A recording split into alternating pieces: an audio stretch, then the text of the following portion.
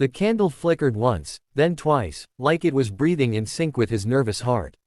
Across the small wooden table, the chair remained empty. The single seat meant for the woman he'd been waiting to meet. Marcus Hale checked his watch for the third time, trying not to let the sting of disappointment show on his face. The restaurant around him hummed with quiet laughter, clinking glasses, and soft piano music. But at his table, there was only silence.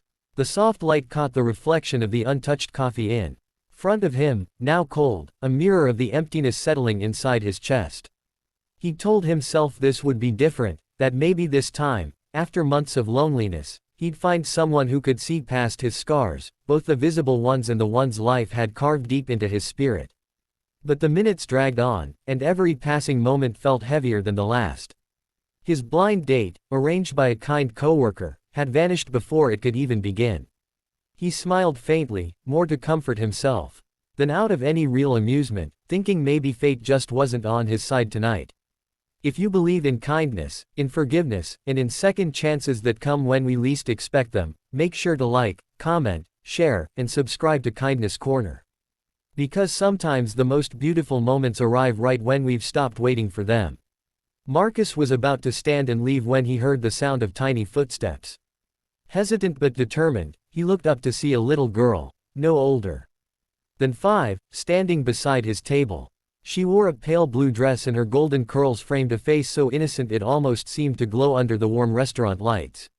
She clutched a small stuffed bunny, its ears slightly torn, and looked up at him with a mix of fear and courage. "My mom is sorry she's late," she said softly, her voice barely louder than a whisper. For a second, Marcus thought he'd misheard. But before he could respond, she climbed onto the chair opposite him, her small feet swinging just above the floor.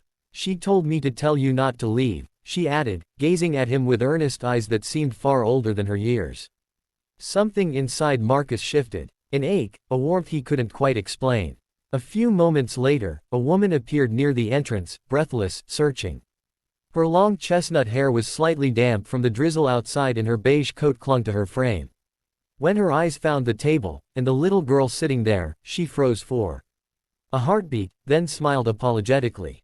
"I'm so sorry," she said when she reached them, her voice trembling slightly. "Tefik was worse than I thought, and I couldn't find a sitter, so I brought Ellie along." Marcus rose instinctively, his earlier disappointment fading like mist. The woman, Harper Lane, was not what he had expected. There was no polished glamour, no rehearsed confidence, but something real. She looked like someone who had lived through storms, yet still managed to smile through the rain. As they sat together, conversation unfolded slowly, cautiously, like two strangers afraid to disturb something fragile between them. Harper explained that she was a single mother, her husband gone years ago after an accident left her alone with a baby and a mountain of unpaid bills. She hadn't planned on dating again, but her best friend insisted she try for her own heart's sake. Marcus listened, captivated not just by her story, but by her quiet strength. He found himself talking, too, about how his life had been split between corporate meetings and empty nights since losing his fiancée in a car crash 3 years ago. He hadn't been on a single date since. He'd built walls around his heart, convincing himself that love was something that belonged to the past. But sitting there watching Harper's little girl feed a sugar cube to her imaginary Tea Party bunny, something in him softened. The night stretched longer than either of them intended. The restaurant emptied slowly, leaving just a few lingering diners and the faint scent of coffee and rain in the air. When Harper went to pay, Marcus stopped her gently, smiling. "Let me," he said. "After all, I made you both wait." Harper hesitated but saw the kindness in his eyes, the kind that didn't demand anything in return and let him. As they stepped outside, the drizzle had turned into a soft downpour. Harper opened her umbrella, shielding Ellie first, then smiled as Marcus held out his hand to help her navigate the slick pavement. For the first time in a long while, he didn't mind getting wet. The rain, the cold, the late hour, everything that once would have irritated him now felt poetic, almost healing. They exchanged numbers, a hesitant promise, but a promise nonetheless. Harper waved goodbye as she buckled Ellie into the car, the little girl waving her bunny and shouting, "Goodbye, Mr. Marcus." Through the window, He waved back, his heart unexpectedly light. Over the weeks that followed, they saw each other again. Once for coffee, then for a park picnic, and later for a quiet evening, where Ellie fell asleep in Marcus's lap while Harper told stories of the past she thought she'd never share again. Each moment stitched something back together in both of them.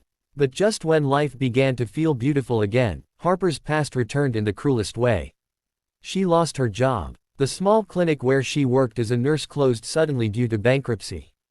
She tried to hide it, not wanting Marcus to feel burdened. Yet he noticed. He saw the quiet worry in her eyes, the sleeplessness creeping back. One evening when she tried to apologize for being a mess, Marcus simply said, "Harper, sometimes we're meant to be the reason someone else doesn't give up."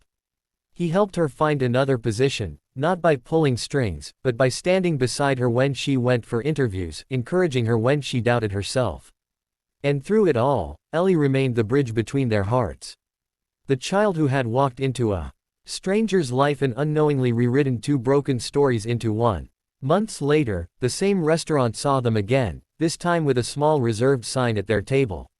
Marcus knelt beside Ellie, pretending to whisper a secret. "Do you think your mom would say yes if I asked her something very important?" The little girl's eyes widened, then sparkled with excitement as she nodded.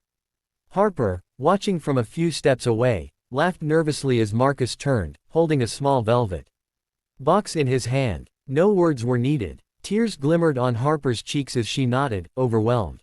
The restaurant, once a place of disappointment, became the very scene of redemption.